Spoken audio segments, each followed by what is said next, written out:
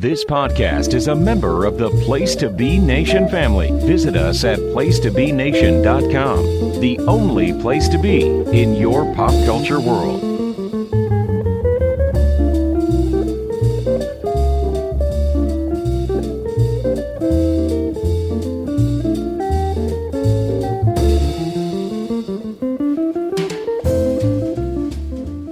Hello and welcome to another episode of You Don't Know Billy Jack, a podcast series where we discuss some of the greatest wrestling matches of all time through the eyes of a non-wrestling fan. My name is Drew. With me, of course, is Jordan Flip Phone Darby, MFA. Hi. How are you, Jordan? I'm okay. How are you? Doing okay. As the folks at home may be able to hear, I'm a little congested. Yeah, you sound a little under the weather. More so than usual. Mm-hmm. I've talked about this before with you, but it is good that I'm essentially always sick. Yeah. So I'm always operating at about half capacity. Right. So It's good for government work. Yes, as a lifelong government employee. Yeah, so when I get sick, it's often not as bad because it's like I never feel good. It doesn't down you. Yeah. Anyways, quick question for you. Have you listened to that St. Vitus album? I like to. A little bit, not much. I need more time for thinking on that one. Fair enough. I did start to dig into it, but I got bombarded with some other stuff. What about the King's X material? Okay, so I've started getting into that more prog one. Yeah, Nebraska or whatever. Yeah.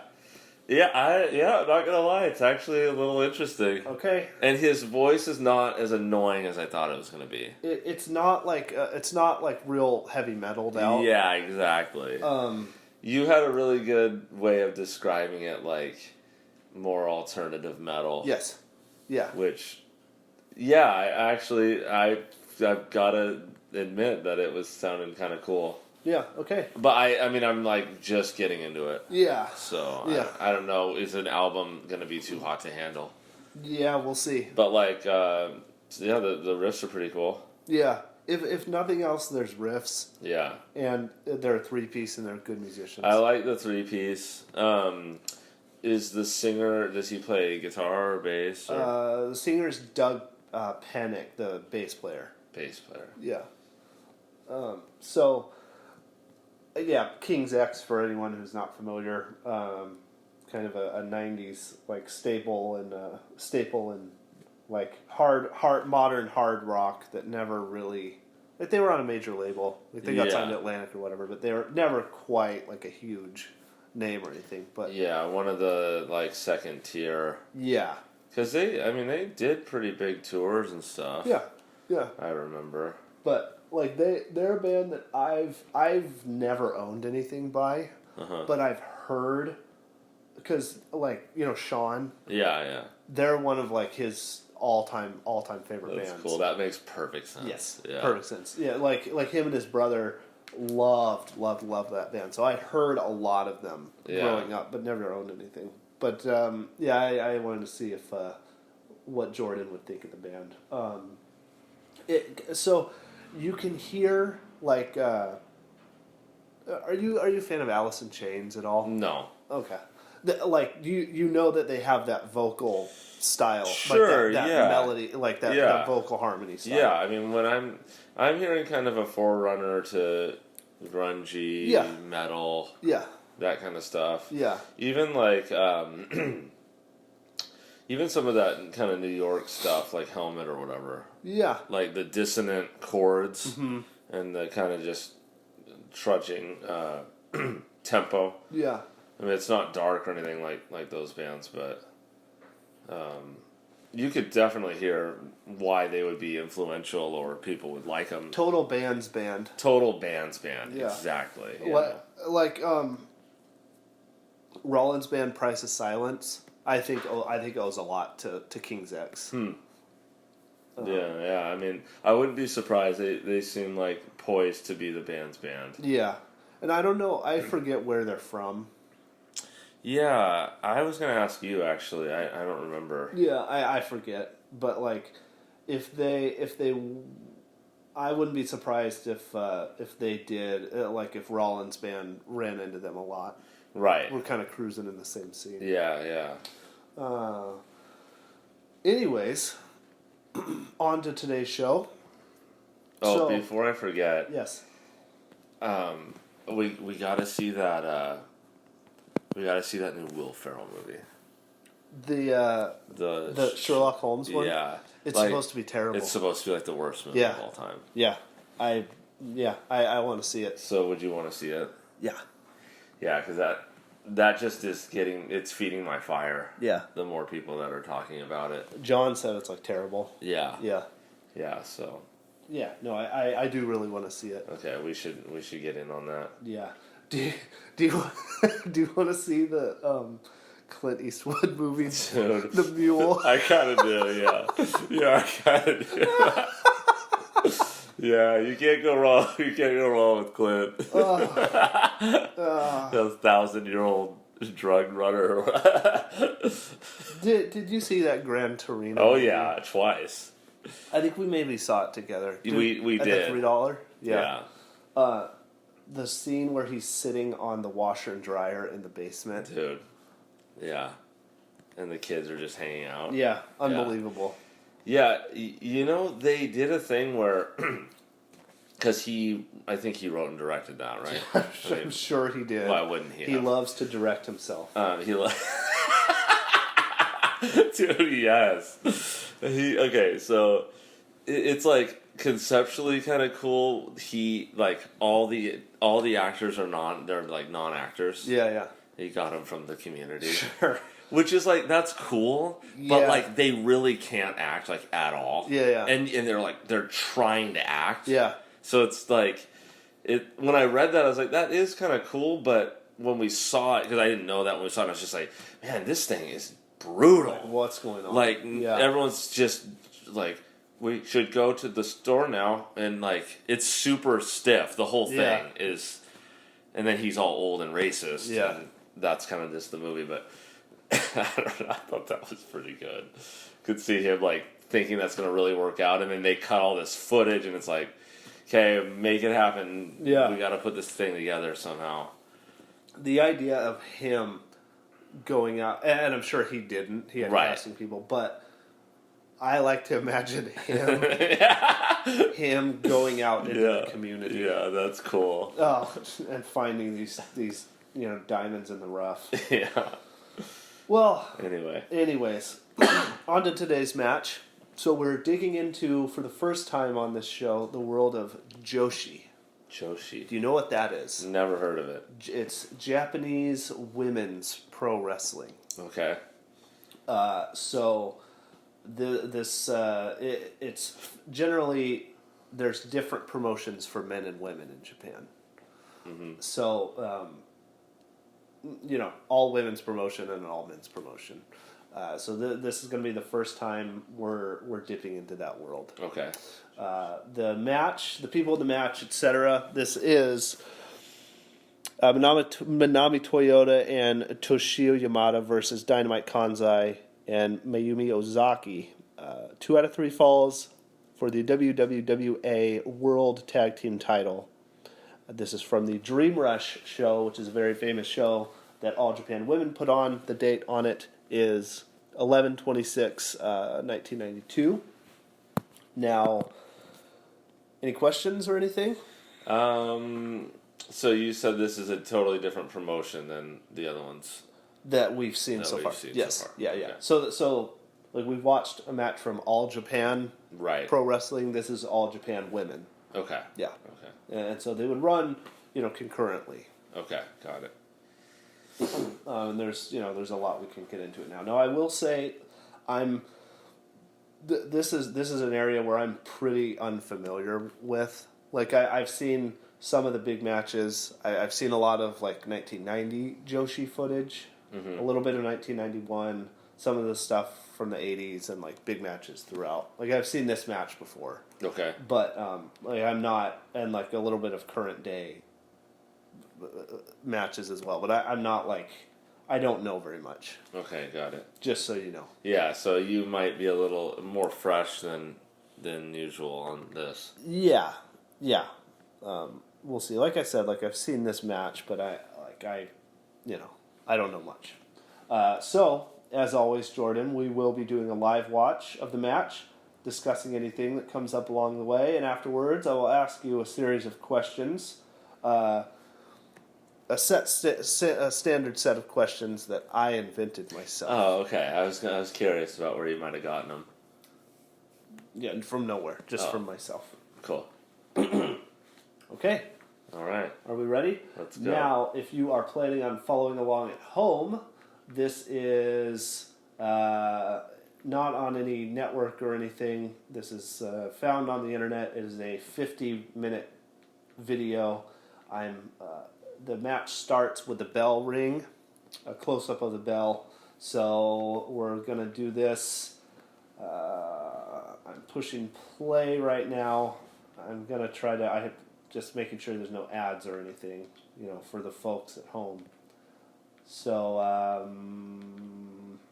give me a minute. It's loading. Okay. So we're going to start I paused it after 2 dings of the bell. And we'll start together in 3, 2, 1, 2, 3, and a 1, 2, 3. 3, 2, 1. Play. So we got the music playing here. Yeah. So just a little bit of background about Joshi, again, from what little I do know. So like it was huge in the 80s. And the audience was primarily young girls. And so you would have, so we got the first team coming out now. That's Dynamite, Kansai in the front, Mayumi, Ozaki in the back. Okay. But the crowds would be made up a lot of young girls, and so they would be super loud and super like high pitched. Of course, just screaming and everything. Yeah. So it's pretty it's a pretty wild scene to watch some of the real high high energy matches and stuff. Yeah. Stylistically, I think if you're going to look for generalizations of the style, really high-paced, fast-paced, they just keep going and doing moves. Mm-hmm. Not necessarily a lot of like the slow grabbing holds and that kind of thing. So that's Manami Toyota wielding the belt. Yeah. And then that's Yamada in the back there. No, that's a cool costume. Yeah. The Great Muda, does that name ring a bell to you at all? Okay.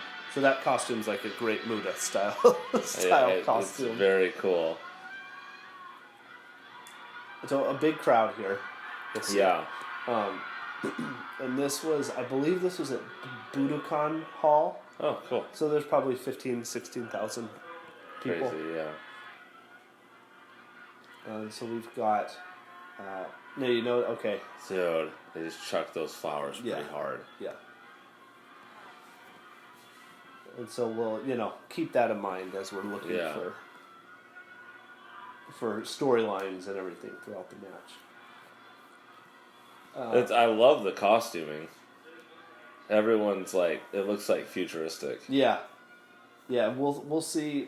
This won't be the only women's match we watch, so we'll see some other stuff like that. That'll be cool. So he took the belt. The ref took the belts. Yeah. And so this is a 2 out of 3 falls match, which we've seen before. Right. Just so you know.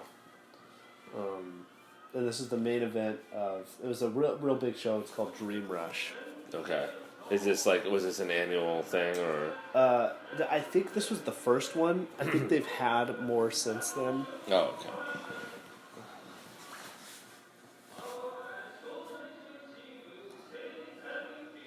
The static shots are always weird and Yeah. kind of interesting. Yeah. When it's like really far away or... Yeah.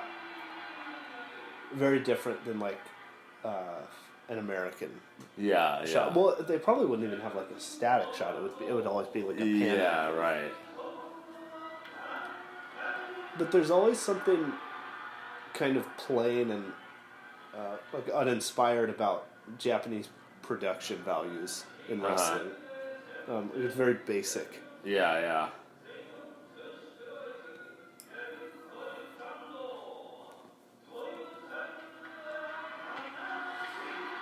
So Manami Toyota, she's one of like the very, very, very biggest stars.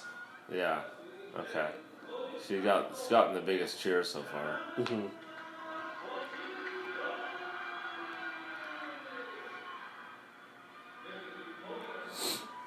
So here we go. So it seems like the the defending champions are the good guys. Yes. Is that right? Yes. Yeah. And so they're representing All Japan Women, who's the home promotion. Okay. The other two, Dynamite Kansai and Ozaki, they are from JWP, which is a different promotion. Okay, so again, like the foreigners. Yeah, kind of. Yeah. It's not quite like like an invasion type thing, but it's promotion versus promotion. Got it. With again, All Japan Women being the home promotion here. It's interesting. Yeah. But there was this Dream Rush. It was like there's a lot of different promotions and stuff. Okay. And they would do that a lot for really big shows. There's a really famous show from the Tokyo Dome called Big Egg Universe. That's cool. And it's a women's show from a couple years later, I think. And I think I'm right that it was like a 12-hour wrestling show. Just something like, Oh my God. if not 12 hours, then very long.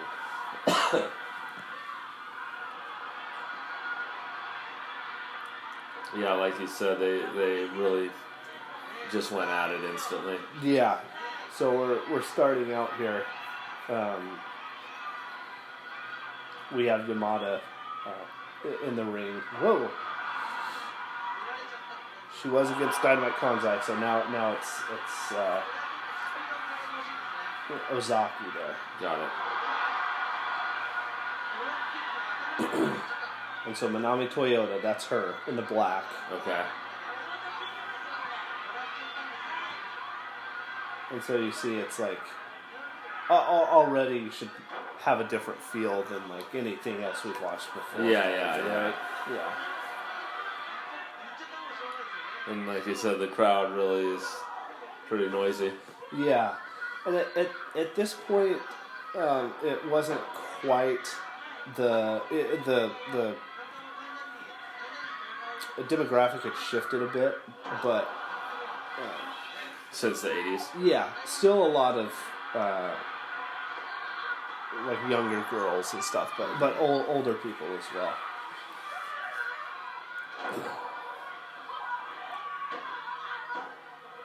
So if you're having trouble keeping up, let me know and I'll try to. Yeah. Because it's like, we've already had several different combinations here of Right. of wrestlers. So now you'll see Dynamite Kansai. That's called a guillotine choke. Okay. So she has Toyota and a guillotine choke, and was headbutting her stomach. And then you see also that Ozaki came in and she was Yeah. So the partners keep coming in quite a bit. yeah.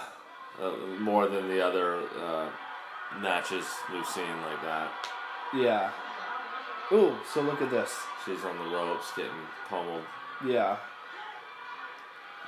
So you're able already, I imagine, to kind of get a feel of, because we heard the crowd cheering for her. Yeah. So and they're really beating her up. Yeah.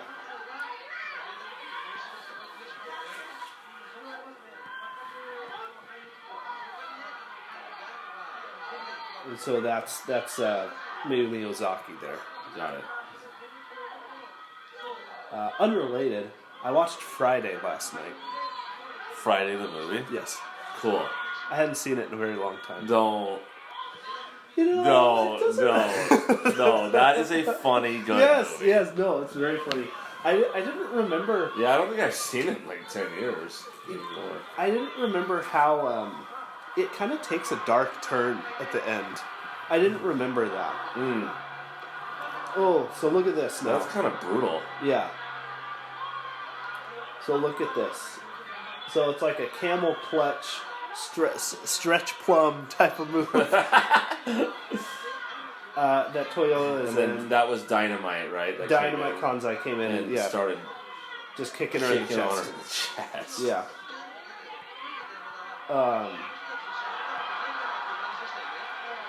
But yeah, anyways, Friday. Very, very funny movie, of course. Yeah.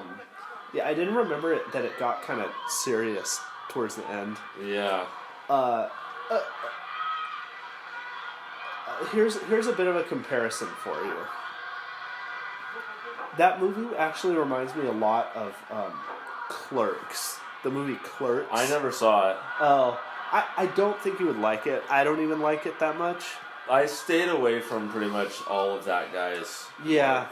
That was a big area thing. Yeah, I imagine. A lot of those mall rats. Yeah. That Dynamite's big. Big lady. Yeah, she's a big lady. Now the crowd's really getting behind. I don't know this person's name. So that's Yamada, Toshiyo Yamada. Because we got that's Toyota's partner. Yeah, so Toyota's finally able to get a tag, and here we go. So now she's got a big, big ball of energy. Yeah, energy boost. Yeah. But anyways, yeah, I would compare those two movies. Huh. I mean, lots of differences, but it's like very 90s feel. Yeah. Like kind of an independent. And a kind of budget production. Yeah. With like it being a stationary location and everything kind of existing and coming in and out of this kind of centralized location. And yeah, I don't know. Yeah. I like how with Friday, it's very tricky to like make fun of like the inner city. Yeah. Without like being pretentious or more mean about it. Right. Yeah. And make it like kind of surreal in a way. Yeah. And that movie kind of manages to do that. Yeah. It's just like gives you just a little insight. I guess. I don't know. Yeah. And different than like Don't Be a Menace does. Exactly. Yeah. Not so overblown, but like the dad watching the like broken TV, and he's just cracking up, and he wants the son to come in and change the channels for him. Yeah. Just the weird stuff that I don't know. Yeah.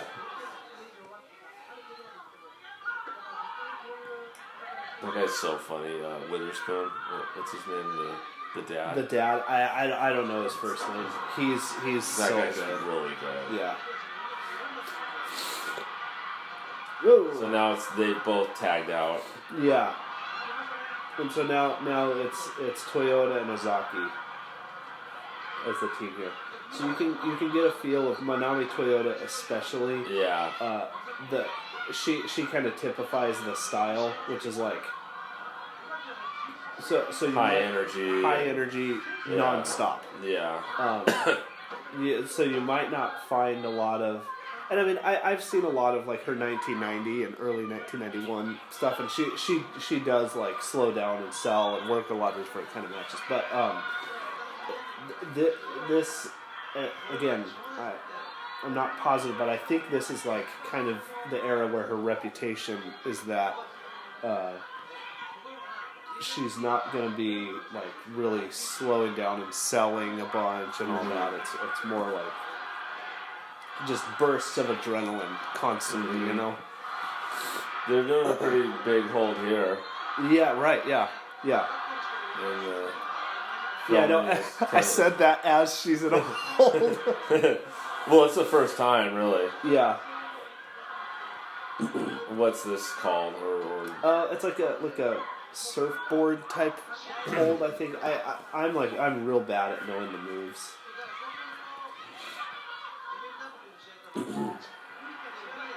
So, like, why isn't the ref doing anything? Or is the ref kind of like, you gotta get out of there? Yeah, they're saying, oh, you gotta get out. Because you have, like, 5 or 10 seconds when you do the tag. Or yeah, theoretically. That's the idea, right?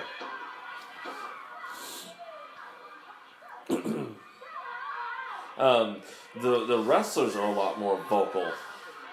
Yeah. You're hearing a lot more of their ambient sounds and them yelling, talking.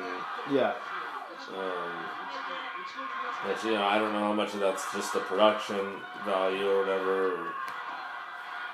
So compared to other Japanese matches we've seen, or compared to anything? Pretty much compared to anything besides that submission match where they have the mic. Yeah. I mean, everyone's like making noises and such, but I don't know. Maybe it's like the frequency because they're higher pitched. That could you be. could like hear it. You can hear it a lot more. Yeah, in general, they do emote more than, at least in this era, the male Japanese wrestlers. Because there is. Yeah, I don't really remember hearing a sound from the other matches. It was a lot more, and that it's changed now, but it was a lot more. The presentation was a lot more stoic. Where the men they would be very stoic, right, for the most part. Whereas the women, there's much more like verbally emoting and a lot more dramatic facial expressions and stuff too. Yeah, the facial expressions are really dramatic, and I don't know, it's kind of interesting. Yeah, there's a real one of the real famous matches from the '80s that I've seen is a hair versus hair match. Between it's a woman named Devil Masami and then a Chigusa Nagaya who's like the baby face, like one of the all-time baby faces, and she gets her head shaved and she's like crying, and it's there's the crowd, it's all little girls crying and screaming and everything, and it's like it's a real sight. So finally, Toyota got out of there. They were tag teaming up on her. Yeah, pretty good. Yeah, and so you'll see that the kicks and the punches and everything are pretty heavy. No doubt. Yeah. Which is it's very physical. Yeah. And quite a contrast to probably the women, the American women's wrestling that you've seen. Someone just knocked on the door. Let's see. Hello. I'm doing okay. Good to see you. Hi, Ethan. Oh, good. We're actually recording a podcast right now, so that's all right. No. Just for fun. Yeah. Oh, absolutely.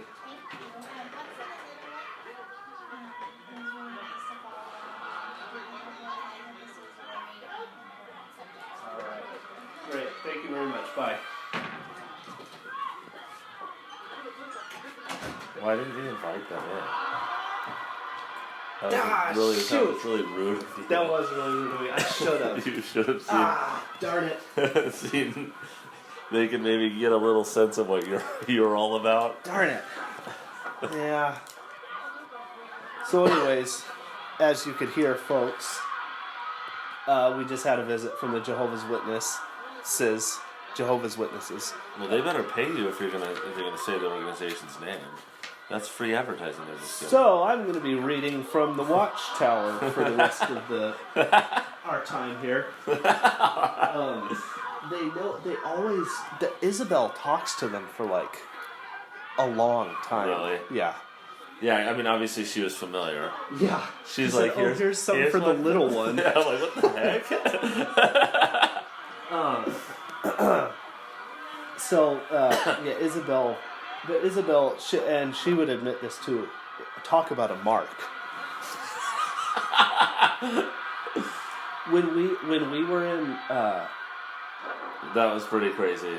yeah, so twin diving headbutts here. Yeah. Whoa, and now everyone's in there. Everyone's in there now. Yeah, when we were in New Orleans, Isabel ended up giving so many people money for man. It's because it's different than like, oh, like I'm sorry, like do you have $1 or whatever? They'll get you, they'll work you, you know. Yeah. They're real down there. They're real, yeah. And so Isabel ended up like, Yeah. and she'll always buy like, if we're renting a car, like, oh, should we get the insurance? You know. Yeah. that kind of thing. So, anyways, well, while you were being solicited, a lot was going on here. They ended up out of the ring for the first time. Okay. And it's going right now. Yeah. Oh, and so so the energy is elevated even more. Yeah, definitely. The pace is quickened. So now everyone's getting up on those poles. Yeah. And the crowd has also livened even more. Yeah. Ooh. Whoa. Painful. Ooh. So that was the first one? Yeah. So that's the first fall. So the Dynamite Kansai team, they're up 1-0. It's 2 of 3. 2 of 3. Yeah. So man, I should have invited them in. Yeah. I've lost a step. Yeah, you would have. I would have 5 years ago. Yeah. 10 years ago, you would have forced them in. Yeah. There would have been like a legal situation on our hands. Yeah. So you've gained some steps, but then you did lose. You did lose a step. I've lost my edge. I should have invited them in. Yeah. Yeah, that's a real shame. That's a missed opportunity. Next time. Yeah. And Lord knows there will be a next time. Mm-hmm. Ethan, the boy's name was. Ethan, come here, let me show you something. What do you think of this, kid? This is probably pornography to them, right? You should have. I mean, I think it would have been a fair trade. You say, I'll listen to you. You sit down and watch this with me. I mean, that's fair. And I'll give you 10 minutes of my time. Yeah, you do 10 minutes of this gnarly female Japanese wrestling from the early 90s. Yeah. And I'll listen to what you have to say. Yeah. Fair, yeah. And if they wouldn't do that, they're not really wanting to sell you anything, I guess. Yeah. Yeah, that's really too bad. Oh. And so now you see kind of the urgency here. Yeah. That Yamada has. And that's a little gal on this big Dynamite. Yeah. And the big ladies in Joshi those are the coolest ones to watch. We won't be watching there's a lady named Aja Kong, who's probably like the best female wrestler ever, you know. We won't be watching any of her matches, but she's real big and like incredible to watch. Cool, yeah. Especially when going against someone a lot smaller or something. Yeah. This has been like the most acrobatic I think I've seen, or at least feels like it. Yeah. I mean, maybe especially for the smaller framed wrestlers, I mean, it probably lends itself more to that, but they've been doing a lot of flips and so she got the pin. Yeah. Which is that I really like this second one because she's just like revenge. We got to do anything to get it tied up. So I really like that. Yeah, for sure. Yeah, I'm trying to think because we the crowd is hyped. Yeah. We haven't really seen any like high flying type matches at this point, huh? No, not really. I mean, there's been a lot of, obviously, like a lot of real athleticism, but I mean, this we've seen a lot of, there's been a lot of flips and things done from like behind. I don't know, just like pretty impressive Yeah. body movement, I guess. But Yeah. and then they check on the wrestler, right? This is like their little second to get probably a breather. Yeah, they get some amount of breathing time. And so here we are in the third fall now. This is winner take all at this point. Right? Yeah. So these two are back at it again. Dynamite. Yeah. Oh.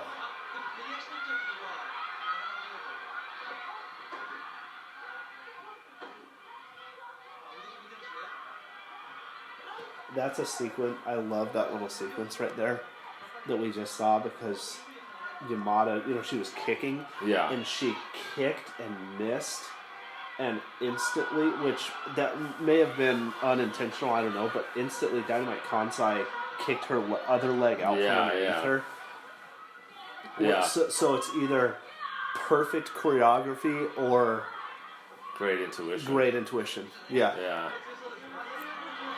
Yeah, it felt like a real kind of fight sequence. Yeah. And so now we're kind of slowing things down a little bit.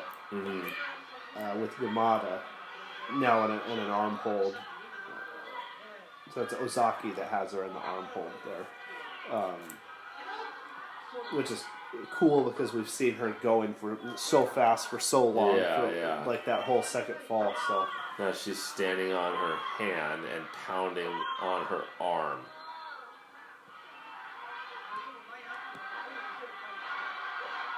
Ugh.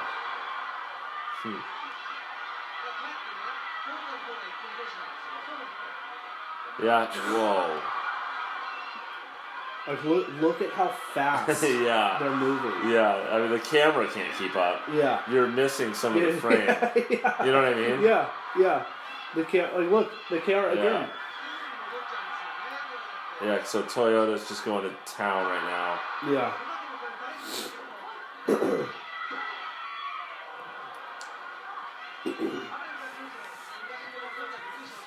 Yeah, and I wonder if it's because, like, they can't...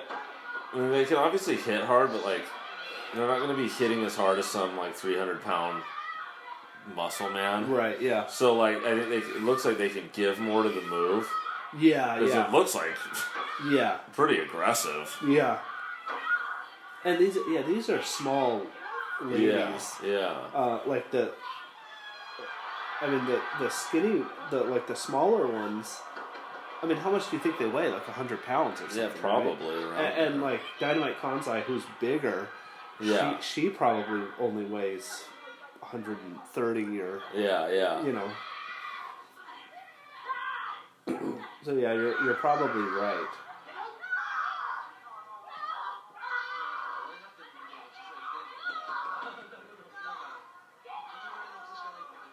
And so you're getting a feel of the emotions that they're able to convey. Yeah.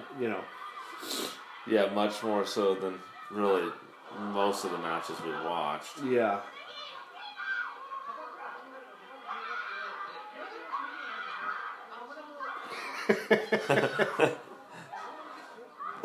I wish they had walked up right now. I know, me too. Yeah. The lady probably wouldn't have let her son watch this, right? That wouldn't be responsible ever. No? To come into your house and watch this. Like a stranger's home. I know, watch this old Hey, wrestling watch thing. this with me.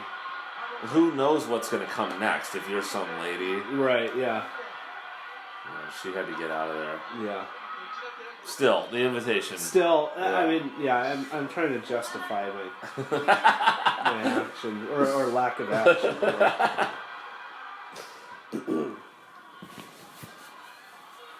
And so, just as of right now, if you had to rank these ladies, like in terms of what they've done in the match so far, do that for me. Like against each other. Yeah, like who do you think's like been the best in the match? I mean, Toyota is like by far the best. Okay. Like, you can tell the wrestling quality is a little higher. But the villain team has been pounding it pretty hard this whole time. Yeah. Has one of them stuck out more than the other to you? Dynamite's been pretty powerful. Yeah. That stuck out to me more. Yeah. But they both kind of been going. Yeah. Yeah, I guess you would say that that Yamada is. Look at that! I love that. Yeah. Dynamite running, Ozaki running in. Yeah. And just stomping on Yamada's head. Yeah. Yamada's probably been like the least impressive. Would you say? Yeah. Yeah, of all four. But she's been awesome. So. Yeah, it's been thoroughly entertaining.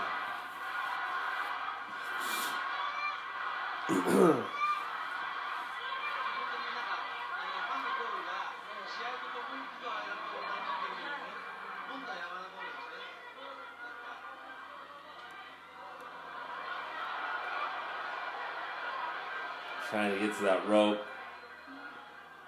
You can see that Ozaki was kind of goading her there. We're back on the outside now. Okay.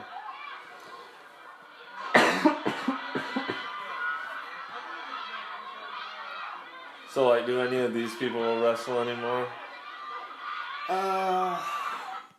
That's a good question. I don't believe so, but I'm not sure. So there was a requirement for a long time where if you were a Japanese women's wrestler over there, you had to retire by like 20. Oh, did you see that? Dude, yeah. Whoa. So it's Dynamite Kansai on Yamada here, and she's really giving her the business. I'd say so, yeah. So they a little head stomp. Yeah, you had to retire at like 25 or 27 or something. Interesting. Like that. Yeah, that's not the case now. And like there's, I don't know when that changed or what the exact age was. Like I said, 25 or 27 is what's sticking out to me.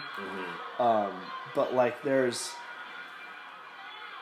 some older lady wrestlers that I don't know if they retired and they came back or the rule changed after, I don't know when that happened. But like Chigusa Nagayo, for instance, still wrestles, and she wrestled in the 80s. Or Aja Kong, she still wrestles. Mm-hmm. These four, I'm not sure about. I don't think Manami Toyota wrestles anymore. I don't think any of the others do either. And is it still pretty much like all female promotion, all male promotion, or? Yeah, there's some that they'll have a match on the card where it's like they have some female wrestlers, and so they'll put a match on the card or something. Mm-hmm. But for the most part, do a chair, folded chair. Yeah. And they'll do like intergender matches sometimes in some promotions, but for the most part, it's still separate. It's not nearly as big as it was in the 90s. I'm not sure why or what happened, but yeah, the women's promotions are much smaller now.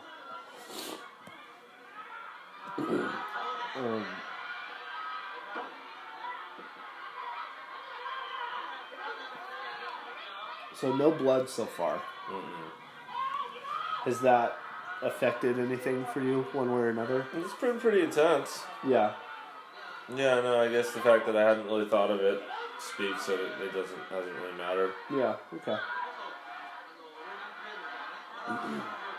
The energy level is high. Yeah. So we got Toyota in now. Yeah, and everyone's ready. Yeah. Yeah, you really can feel it as soon as she gets in the ring, huh? Yeah, big time.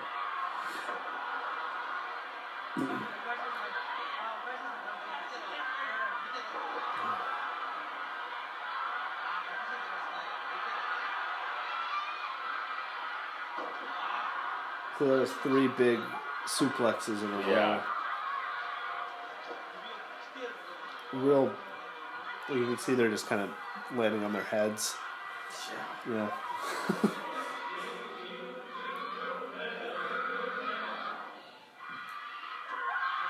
Ooh.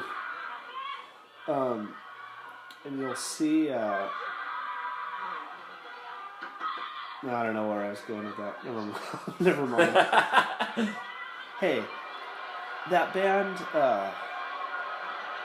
Belle and Sebastian, they were big down here, right? Yeah, Yeah, definitely. with the crowd. I'm pretty sure. I mean, Pat was probably their biggest. Yeah, right. Yeah, Pat might good. still love them. I'm sure. Yo, maybe now more than ever. Really? Yeah. Did you ever listen to them or anything? No. No, not for you. Not for me. Um, I mean, they're cool, but I think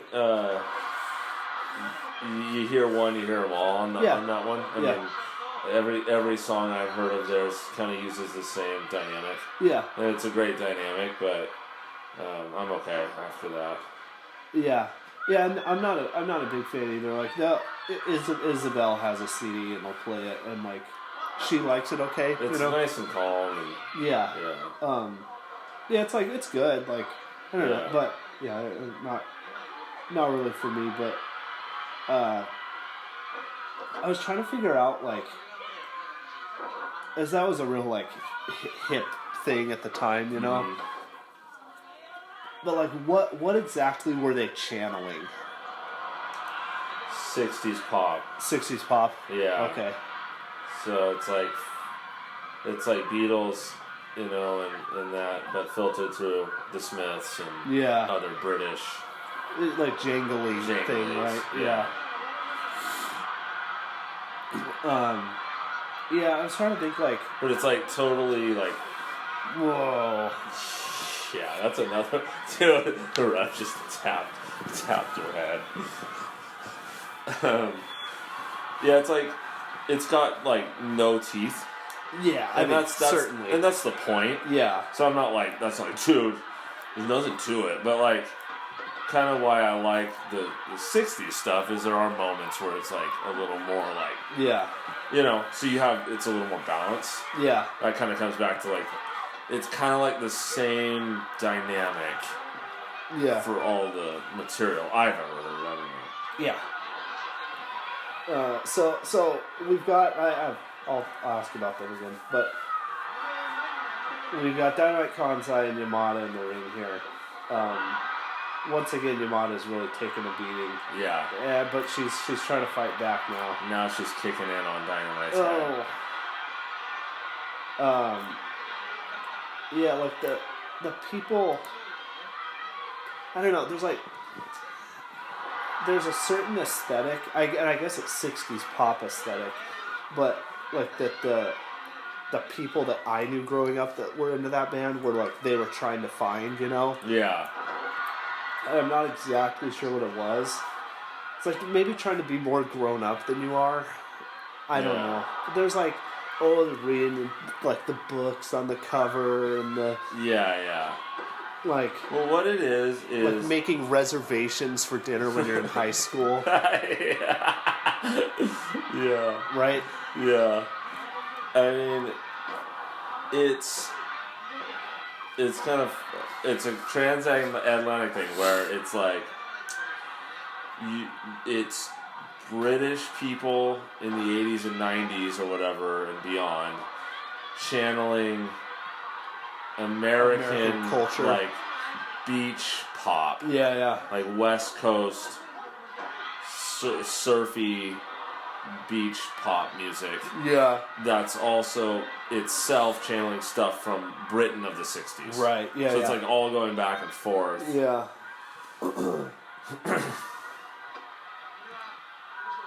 Yeah, you're right. A big thing that I would do is when I would hear them when the people that used to be punk but then started listening to that would play it. I'd always say, "Hey, which one's Sebastian?" Dude, yes. Is this Belle singing now? Yeah, that's cool. Yeah, they would not like that. Yeah. It's not funny, I say, well, I disagree, but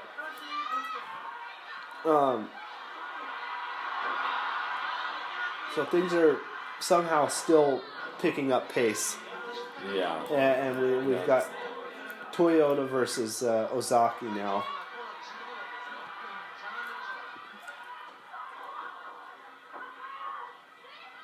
And I like the way they always find a way to ground her, Yeah.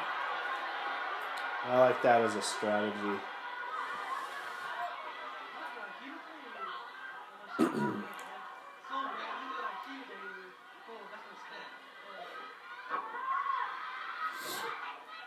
So, like, do these wrestlers have trademark moves?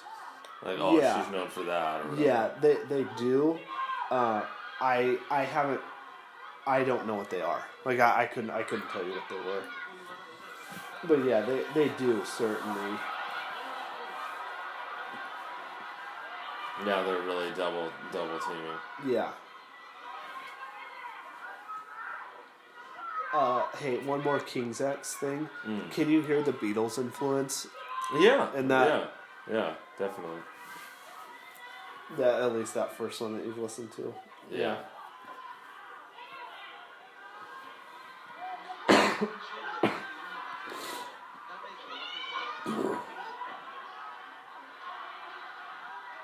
I think that's why Sean and his brother like them so much. Yeah, there's the melodic pop sense. Yeah. You know their dad is like He's the one who's like has he visited all the Beatles yeah like stuff and like that's cool. So he they go because he's retired now. There's something on the internet about him, right? Well, him on the internet. Meanwhile, Wow. Yeah, Dynamite is literally kicking Toyota out of the ring. Yeah, and Toyota isn't really like helping that at all. She's just That was like pure force. So all he does now is like he goes on cruises and travels. Him and Sean's mom. But when he's home, he's just constantly like watching concert footage on YouTube and emailing it to Sean and his brother. That's what that is. Oh yeah, I was at this one. Check it out. I was at this one. That's so cool. But so on cruises, he's like a ringer. Or I guess maybe like a shark. Maybe that's a better word for it. They go on these cruises and they'll have like a trivia night. And a lot of them, I guess. Oh, I'll play. Yeah, like Beatles trivia or rock and roll trivia, whatever. Yeah. And so, like, she just win like thousands of dollars. Well, no, he wins free alcohol, so he doesn't pay for the alcohol. Yeah. At all on the cruise. He just wins, and they have it every night. So funny. So he just wins like a bottle of champagne every night, and he gets every question right, and like doesn't let anyone else answer. Oh. And there's been times when he's corrected the quiz master. Oh, that's so cool. Yeah, that's cool.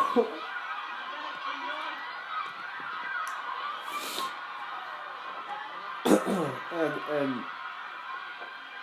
so yeah, he's like, and so like they took a cruise. They went to London, and like they saw Abbey Road and the That's whole right, the yeah, whole yeah, deal, yeah. you know.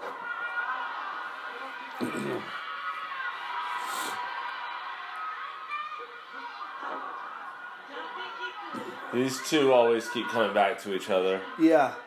Is there a previous history or anything? You know, I'm not sure. There might be. I'm not sure. But yeah, this seems to be like the focused Yeah. portion, like the focused competitors. Which is a good way to do. I like when tag matches do that, when there's a focus, and then you have the ancillary players coming in and shifting the narrative a little bit, but then it brings it back.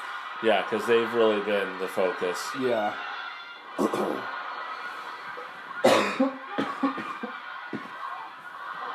Oh, sorry. Oh. Ooh. So now we're starting to get a lot more pins. Yeah. Pin attempts.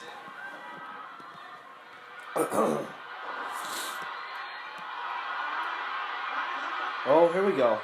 They're rolling around trying to get each other. Now, it looks like Dynamite is like comatose. Oh.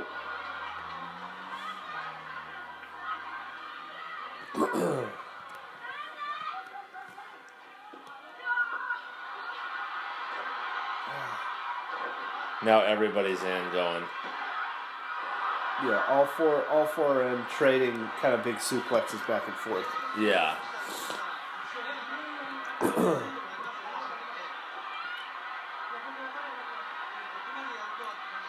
So it's Ozaki now. And if you notice, a lot of the suplexes, they're not big arching type moves. That's like real low to the ground. Which is, I don't know. There's just a lot of tumbling and like body contortion. Yeah. It's a lot. There's a lot more finesse. Yeah. Ugh.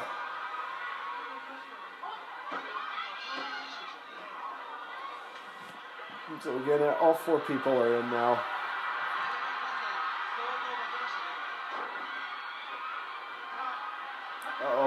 So Toyota and Yamada are both going up here with dual, and they hit a big dual headbutt. Have you felt any kind of a lull in this third fall? A little bit. Yeah. Yeah. It's the longest one. Yeah. Yeah. I mean, this last probably 3 to 5 minutes has been a lot more aggressive. Yeah. Like you said, they're really trading back and forth. Yeah. Pretty extremely. Yeah. So you're not getting you're not getting like the long beating up sequences or anything. Whoa. Oh. And so Toyota did it's a springboard, it's called. Oh, that's crazy. Backflip or a moonsault from the ring to the floor. Like, how padded is that floor, do you think? Like, immediately around the ring. Sometimes I couldn't see if they had... Usually they'll have little, like, wrestling... the little wrestling mats around. I couldn't see if they did in this case or not.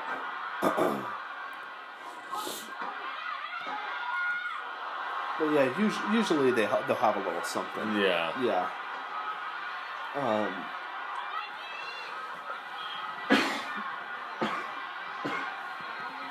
Oh, sorry, I'm coughing so much.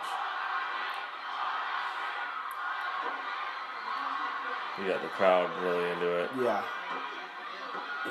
So the crowd's going, you can see everyone. Maybe there's not, we talked about selling on a recent episode. A little when they'll, hurt an arm or something. Right. So you're not seeing that, but you are seeing a sense of them being like exhausted and tired, in between the moves. Yeah, kind of a delirium. Yeah. And that's it. Okay, so Toyota did the pin. Yeah, she got the pin. And so just a little ancillary storyline. She's been in the those two teaming together. She's been losing all the matches. Toyota. Yeah. And so you saw in the first fall, she took the pinfall. Was able to redeem herself. Yeah. Yeah, the crowd was stoked. Yeah. So they've retained their titles here. I love these streamers. Yeah.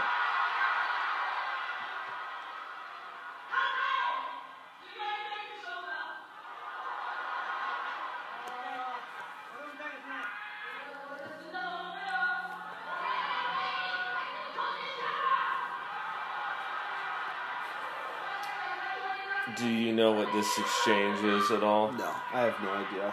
Huh. Yeah, We haven't seen anything like this either, really. Right, yeah, not really. Usually the loser's kind of spirited away, Yeah, you know, and that's kind of it. yeah. Yeah, so, I don't know, but again, like, we saw that was kind of the main like, exactly. Yeah. pairing, you know. So I don't know. I don't know what the background there was too much. Yeah, it'd be interesting to know because we both kind of saw it. Yeah.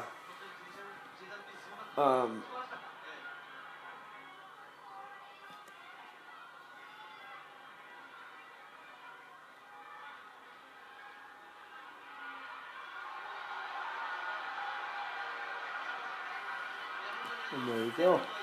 So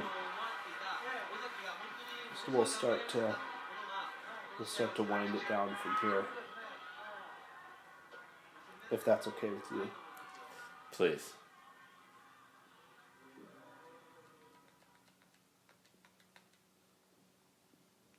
All right. So, questions, Jordan. General thoughts on the match. Yeah, it was. I think it was worthy of the in the context of the matches we've been seeing. Yeah. That was a good match. Yeah. I did feel like probably 3/4 of the way into it, I was like, okay, this is definitely gonna be in my upper. And then I felt like it started dragging a little bit. Yeah. And so I think it might that's gonna affect its ranking in my mind. Okay. You know. Yeah. But yeah, I mean it was pretty well done though. Do you think me talking about other stuff and distracting you had anything to do with that? No, because I just felt like it was pretty long. Yes. Yeah. You know, and so I think I don't know, maybe if I was watching it in a different mood or context, would it be different? I don't know, maybe, but I think for the most part it was really well done, but it felt like there was maybe a little baby fat in there. That could have been trimmed a little bit. Yeah. Off like the third fall, right? Probably, yeah. The first yeah. and the second one were like pretty... Yeah, they, you know... And like the ending was great. Yeah, so maybe just 5 minutes or so. Yeah, exactly. It was long. It's like 40-something minutes long. So yeah, it's a long match. Yeah. So second question, did you like the match? Why or why not? I mean, you talked about it a little bit, but what did you like about it? I mean, I thought it was, you kind of articulated it best with the fact that there was kind of the general idea going on, the main like event of it, but I did like that sub-rivalry that was going. And then everyone's style was pretty different. Yeah. And I liked that. So it had a lot of, I guess, variety and flavor to it. Mm-hmm. For, you know, I mean, there's only 4 people in there, and there were no, like, side characters or real gimmicky things.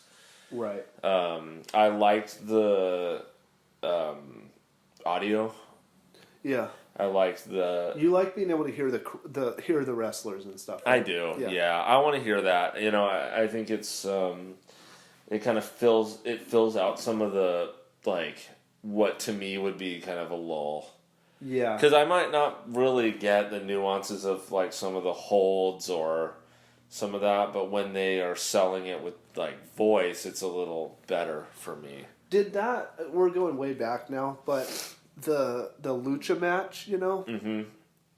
is that part of what hurt that match for you? Do you think was you could like the sound was very odd? Yeah, I think so. Really, and now that if we reflect on it, probably yeah. And that is a big thing about lucha is like the miking is weird. Yeah. And sometimes like you can't hear the crowd, but you can hear some of the moves that are being done, but like not, I don't know. Right. It's the, production stuff, but. Yeah. Yeah. Yeah, so this one was pretty well produced in that way where you really got the crowd, Yeah. which was like going, and then you had all the wrestlers and it was, and the ref, and it was, I liked that. I added a dimension to it. Yeah. So, question number 3, what was the story the wrestlers were trying to convey in your mind? You definitely got the sense that Toyota's team was the good guy. Uh-huh. And then in my mind, there seemed to be a deeper rivalry between Dynamite and I don't remember the other wrestler's name. Toyota's Yamada. Yamada. And that was what was interesting about the ending of it with, them trading the mic between each other, like yelling at each other. Right.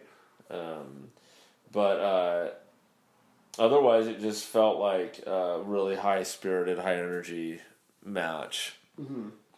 Did the just it inherently being faster and more high energy, does that appeal to you more than like Hennig versus Bockwinkel, where it was a lot slower and a lot more grabbing holds and working in and out of that, or like a more technical, slower paced style? Yeah, that's a good question. I think generally, yes, that's more appealing is the faster pace, but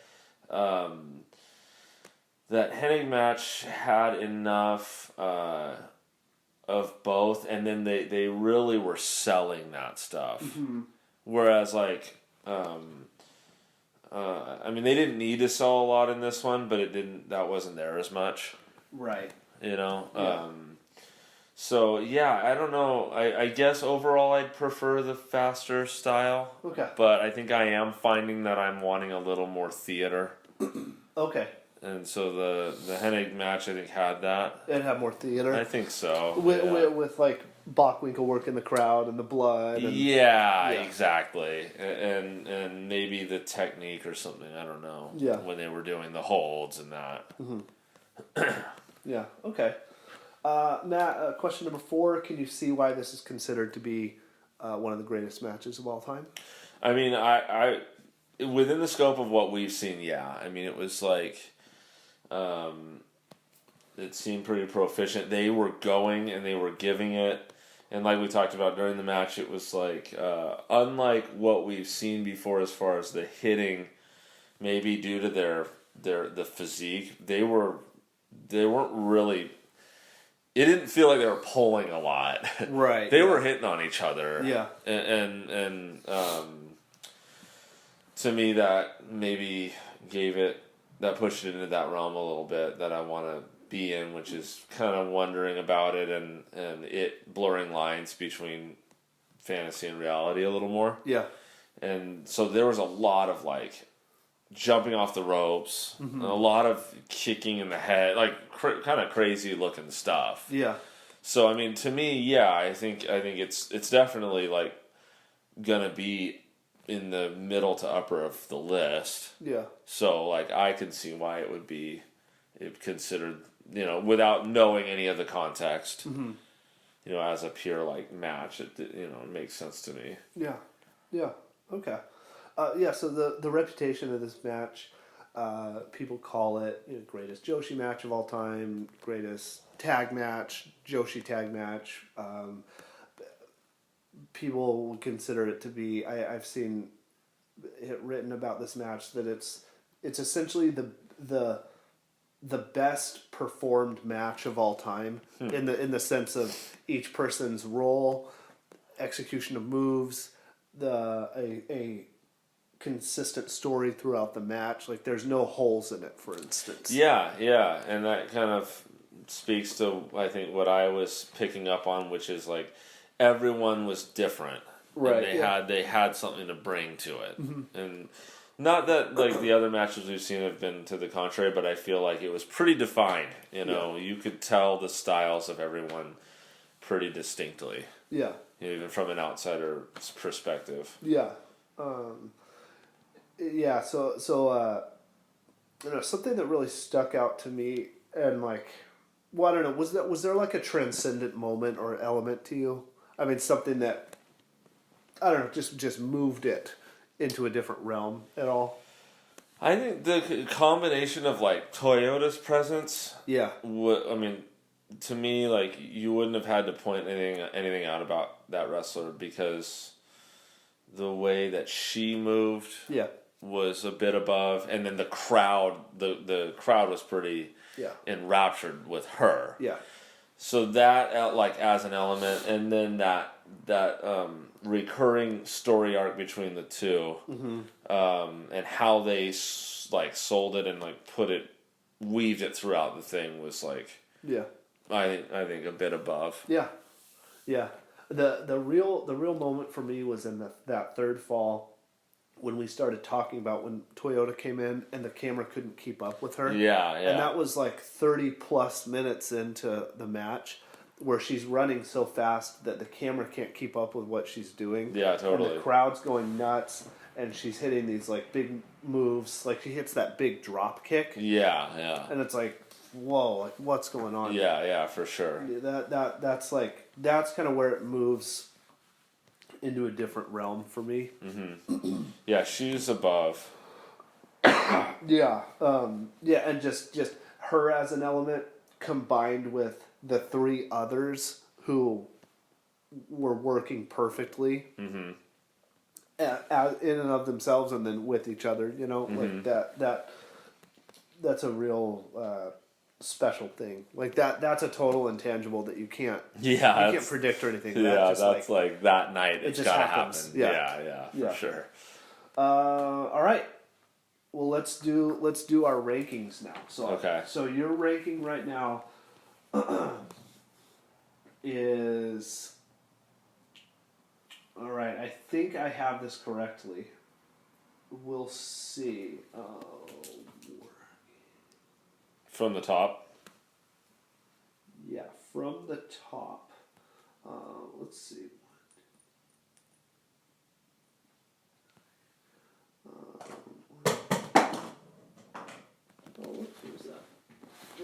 Okay, so from the top. So, like I said, I think we've got this for you. Number 1, Magnum Tully. Number 2, Steamboat and Ric Flair. The real long 2 out of 3 falls match. Number 3, Bockwinkel and Hennig, the hour draw where they both bleed. Number 4 is the New Japan Gauntlet with all the different people. Number 5, we've got the Jumbo Tsuruta versus Tenryu match. Do you remember that one? Number 6, we've got the War Games match for you.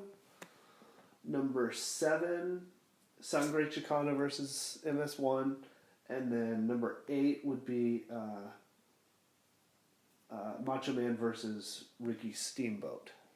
Okay? Yeah, that sounds right. I think that's right. And I will say to the people at home, there's probably little mistakes that I'm making in the rankings, but that actually kind of works, I think, for what we're doing too, though, because it's like part of it is momentary. Yeah, when you're like thinking about it in context with everything else. Yeah.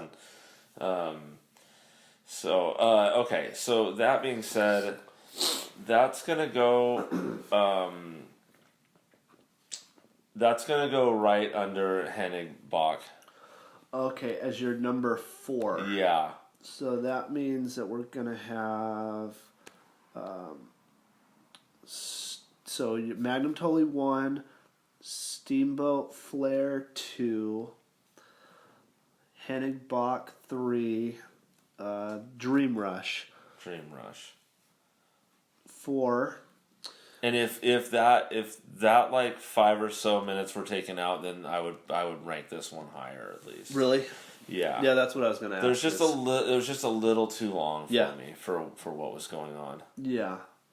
So Tenru versus Jumbo is number 5. Wait, is that right? Yeah, Dream Rush 4. All New Japan. New Japan, yeah. Is now 5.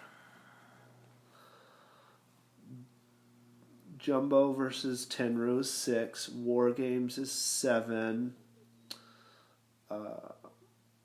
Sangre Chicana, MS1 is 8. Macho Man Steamboat is 9. Yeah. For me, on this watch, I'm. That's what I'm gonna do. Is just doing it like we're just gonna reorder them, just how we're feeling at that week. That's fine. Yeah. Yeah, I think. Yeah, and if you can you just need to give me some reference points, especially as the series goes on. Yeah. To remind me of because the names aren't familiar to me. Yeah. So I would say, let's see, Magnum Tully for me. Magnum Tully's 1. Steamer versus Flares 2. Sangre Chicana is 3. 3 or 4. It's between that and the Dream Rush one. Boy, we're actually real similar on these. That's kind of interesting. Yeah. Sangre Chicana 3, Dream Rush 4, War Games 5 for me.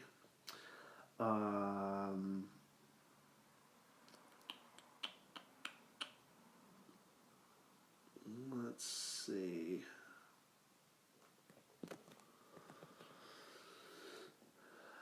Probably Bach Hennig. 6 right now. Jumbo Tenru 7. New Japan 8. And Macho Man Steamboat 9. All right. There we go. All right. So yeah, I don't know. Like I said, I think we'll just be. I'm just going to be ranking these in relation to themselves. Yeah. And like how we're feeling during the week, or at the time we watch. I think that's a good. I think as long as you make an effort to kind of paint a picture of where I was the last time a little bit. Yeah, I've got a little bit better of a system now. Okay, cool. Keeping track. But that's kind of an interesting part of the whole process itself too. Yeah. So like, what do I remember about what we've seen and how that fits with itself? Yeah. And it's saying something that the list is forming. The top half of our list is pretty similar. Yeah. And the bottom half is pretty different. Yeah. So it's maybe that's going to start to say something about how transcendent some of the matches are, or whatever. Yeah. Okay. So, Jordan, of course, anything to plug? No plugs for me. What color are your son's eyes? Okay, his eyes are blue. I'll give you that. Piercing blue. Shocking blue. Yeah. Well, you can follow me, Jordan. Only me, though. Only you on your flip phone can follow me on Twitter at _burning spirits. All right. Thank you very much. Thank you. Thank you for listening, everyone. Goodbye. Bye.